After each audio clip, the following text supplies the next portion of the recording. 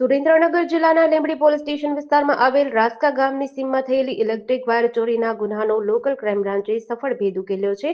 આ કામગીરી દરમિયાન ચોરી કરાયેલ આશરે 480 કિલો એલ્યુમિનિયમ વાયર, જેની કિંમત રૂપિયા 1,46,928 થાય છે, તેની સાથે એક આરોપીને ઝડપી પાડ્યો છે. આ કાર્યવાહી સુરેન્દ્રનગર જિલ્લા પોલીસ અધિક્ષક પ્રેમસુખ ડેલુના માર્ગદર્શન હેઠળ કરવામાં આવી હતી.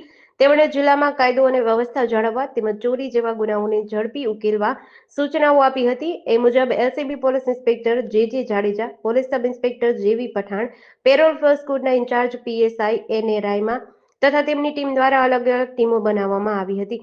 ચોક્કસ બાતમીના આધારે લીંબડી ચોટીલા હાઈવે રોડ પર કાંધાસર પાટિયા નજીક અવાવરૂ જગ્યાએ છુપાવી રાખેલ ચોરીના વાયર સાથે એક આરોપીને ઝડપી પાડ્યો હતો.